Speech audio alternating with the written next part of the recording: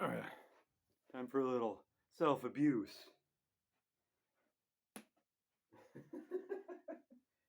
What they call it, right? Self-abuse.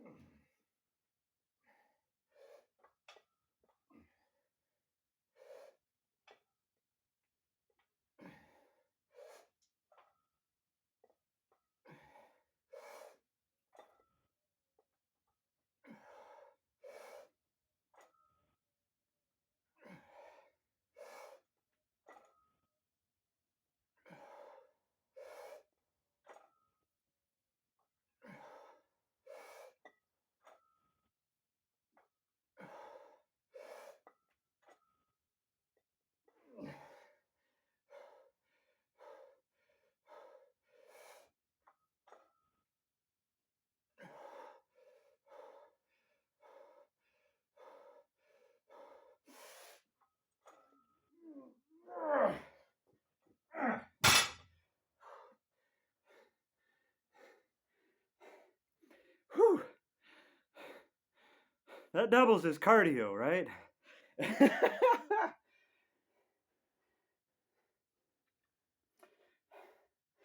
saw this different technique for squats because I guess I was doing it wrong. At least I think I was, because what they said, they pointed it out that if you're doing knees over toes or whatever, that's what you call it.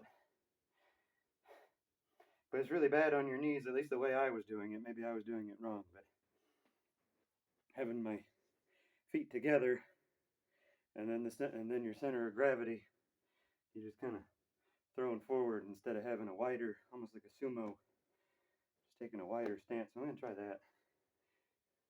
Because normally I don't like doing these, but that might have been the reason why. It's because I was taking too narrow of a stance.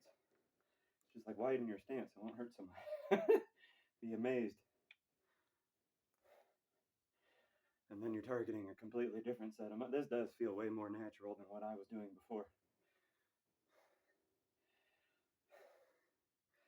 Because when you're doing, well, at least since I got the weight in front of me, I know I've seen people that use like the power rack. It's with it. And then they can actually have like a big barbell that they're putting on their shoulders and their neck, like, back here. And then they'll squat with it. They're in a more supported position that way. But I don't have a power rack, so I do it this way, which just does feel way more natural.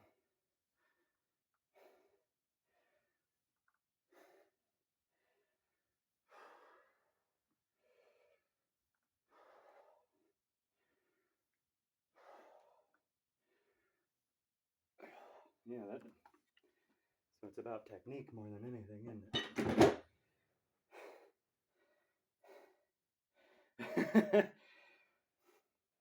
I'm still winded from that. Come down here for a moment.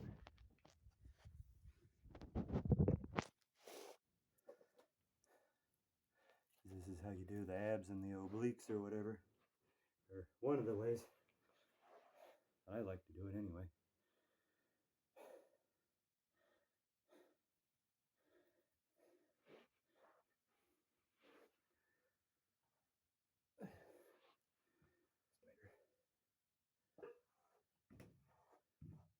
My spiders get more use out of this stuff than I do.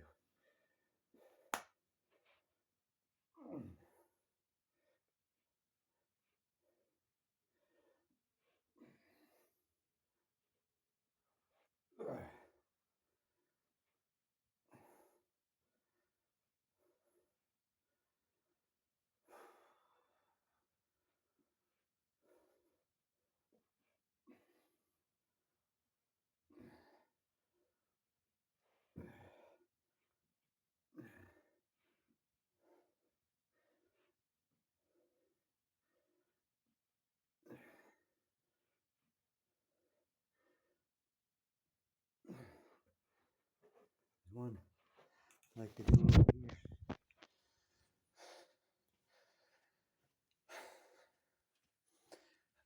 can set this up to. It's going all over the place.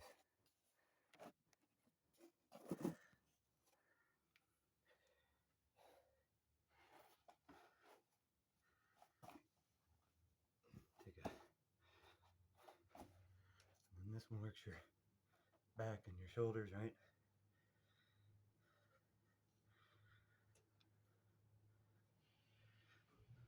Starting the chainsaw, starting the lawnmower.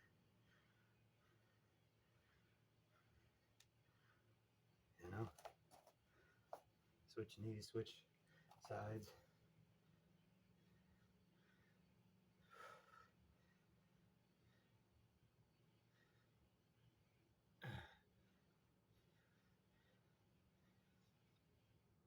You know, and when you get kind of through, not through, but when you get done doing a lot of that, come over here because I'm already down here.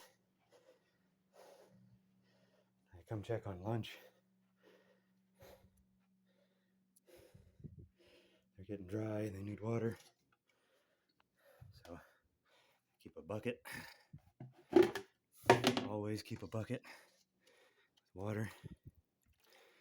And then best way to do this I've found is to just pick up the paper towel a little bit and just start pouring water in there.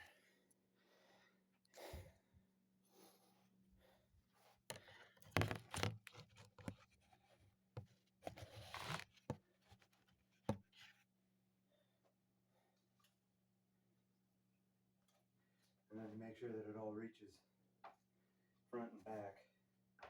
Tip it up a little bit so the water can flow to the back. The paper towel should do a good job of acting like a sponge and moving all that water around where it needs to go. This larger stuff is arugula. Looks like there's, I don't know what that is. Really dry looking celery. Not sure what's up with the celery always getting dry like that. Beets. They're just starting to germinate. I see the tails. Little tails. Get these some water for sure. I know some people use soil and that's fine, but my problem with soil is that every time I use soil, when I go to harvest, I always have dirt. Lots of dirt. You know, I'm showing my best side, aren't I?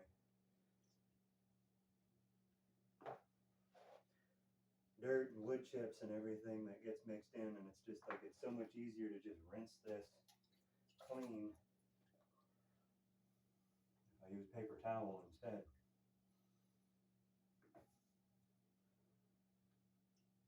It's also easier in this setup anyway to monitor moisture level.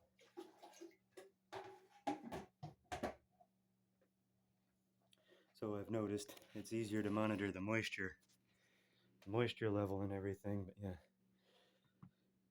Cutting celery, arugula, both of these are arugula. Here you can see the beets, more celery that hasn't germinated yet. I just started that. It takes longer. This one's labeled because I couldn't remember. Broccoli. That's a micro mix. And then this one down here, this one's kind of interesting. They look like little fish eggs. It's a lemon basil. They just started out black, but they kind of have this goopy stuff as soon as the water hits it. And I've noticed that with arugula does that too. It's got this, it's like a biofilm or something. I guess it just locks in the moisture. That's more broccoli. So that's my breakfast or lunch or whatever, you know. You can, when that gets big enough, some of them, you know, you can saute it in with your meat, with your whatever. It's not necessarily meant to be a standalone for a salad. You could throw it into a stir fry or something. And then I'm already getting my, can't tell yet, they're not there yet, but these are going to be my onion sets that go outside, my red and yellow onions. Here's some green onions that have germinated. These ones I don't exactly remember. I think kale is here in the middle, and then this is leaf lettuce if I remember right. And then I just harvested some of my stevia. I got a woolly in here, a woolly worm. I gotta rebait that mousetrap. Don't look at that. And then there's all these volunteers. That looks like maybe carrots. Maybe I'll get little baby carrots in here too. That's what it looks like. It could maybe be cilantro, but I'm thinking that's carrots. That's an empty one. There might be a little seedling right there. I don't know what happened there. My goji berries. This one's finally starting over after all the stress and everything that they went through. This one's well along, starting over. It's going to get bushy. When they start over, they were getting real long and leggy. Real long and leggy. This one's real long and leggy, but it's also starting over. See, I cut right there because that was way out here. So I pruned it up and transplanted it and pruned it up and everything like that, and now it's starting to be, so it'll be a bush, goji berries. It's really good for people that are trying to build muscle. It's got betaine or something like that. It's a natural source. I don't want to be one of those guys that he's fit because he's using steroids or hormone replacement or whatever. I don't want to be that guy. You can get stuff like that from your food, honestly. That's probably where they get the idea, but here's the thing. They can make a lot more money if the pharmaceutical companies, I don't know if I'm going to get in trouble saying that, but pharmaceutical companies pay more. Farmers don't get paid diddly squat considering how hard they work. Not complaining, just, I mean, I eat better than they do. I wouldn't give them my food. They can have their crap. They can have their crap and I can have my crap. That's, you know, you get what you give, you know. I bet my video is going to be all kinds of up and down because if you lock your phone, it might not swivel around as much. You can just lock your phone or your iPad or your computer, whatever your screen, lock your screen. I don't want to swivel around on you so much.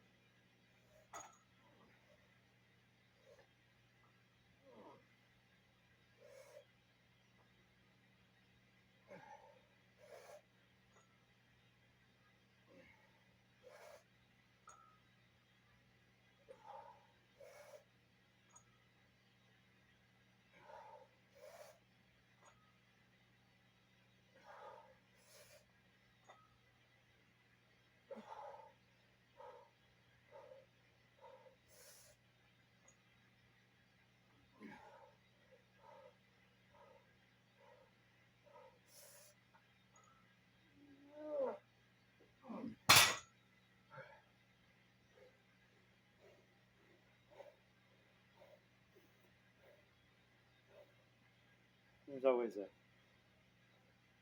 an answer. There's always an answer. If it's messing with you, just block it. Me, I'm moving around, so maybe I could edit it. Maybe I could learn how to do that. Like I said, I'm not an editing wizard, though.